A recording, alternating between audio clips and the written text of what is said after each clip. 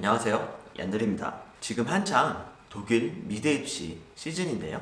처음 학교인 베를린 바이센제가 끝나고 다음 학교를 준비하시느라 여념이 없을 시기입니다. 다음 학교로는 여러 가지 학교들이 있고 각자 원하시는 학교에 지원을 하시게 될 텐데요. 슬슬 지금부터 생겨나는 고민이 하나 있습니다. 그 고민에 대해서 이야기를 해보겠습니다.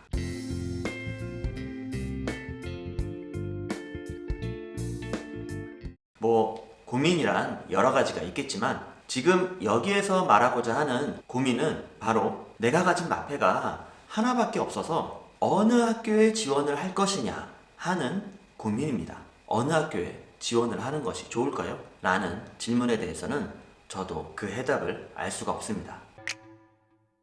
우선 이게 왜 고민인지 모르시는 분들을 위해서 간단하게 알려드리고 넘어가겠습니다. 보통 미대에 마페를 제출할 때 마페 심사가 이루어지기까지 상당한 시간이 소요가 됩니다. 한 달 내지는 두 달. 마페 심사에 대한 결과 발표가 나고 그 마페를 돌려받기까지 시간이 또 걸립니다. 즉 마페를 처음 제출한 그 시점부터 다시 되돌려받기까지 몇 달 동안이나 나의 마페는 그 학교에 묶여있게 되는 것이죠. 그래서 같은 마페로는 비슷한 시기에 다른 학교에 지원을 할 수 없게 되어버립니다. 입시의 시작을 알리는 베를린 바이센제에서는 합격의 여부와 상관없이 며칠 만에 마페를 바로 돌려주기 때문에 괜찮았습니다만 그 뒤에 이어지는 다른 학교들은 그렇지 않기 때문에 고민을 할 수밖에 없습니다. 비슷한 시기에 접수를 받는 학교들이 여러 군데 있어서 그 중에 어느 학교를 지원해야 하는지는 정말 해답이 없습니다. 이러한 상황을 타파하는 가장 좋은 방법은 사실 상당히 단순합니다. 마페가 하나가 아니라 여러 개가 있으면 되는 것이죠. 여러 군데의 학교에 마페를 전부 보내버리면 되는 것입니다. 그걸 누가 몰라 라고 하시겠지만 어떻게 여러 개의 마페를 만들 수 있을지는 잘 모르실 것입니다. 아니, 잘 알지. 그것은 바로 카피 작업. 네, 그렇습니다. 자신의 마페를 고스란히 카피하면 되는 것입니다. 그러면 빠른 시간 안에 여러 개의 마페를 완성시킬 수 있겠죠. 하지만 여러분, 단언컨대 단순히 카피를 하신다면 그 마페의 질은 점점 떨어지게 될 것입니다. 점점 더 합격과 멀어지게 되는 것이죠. 단순 몇몇 개의 작업을 카피한다면 크게 상관없을 수는 있겠습니다만 전체적으로 카피를 해야만 한다면 차라리 하지 말라고 권해드리고 싶습니다. 열심히 하는 카피 작업이 오히려 합격과 멀어진다면 아무런 의미가 없겠죠?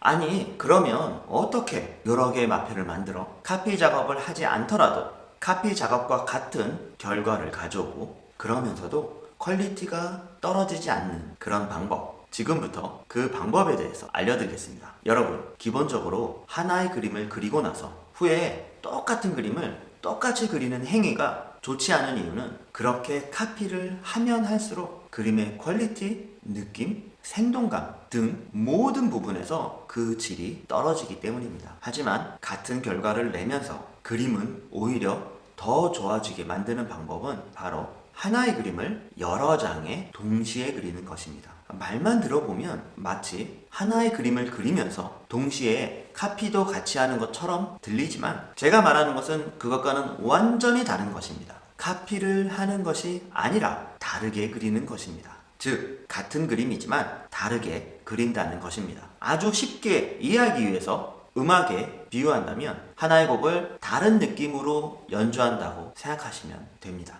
실제로 그런 식으로 수많은 편곡들이 존재하고 있듯이 말이죠. 이것은 실제로 예술을 행하거나 공부하시는 분들이 자주 하는 방식인데요.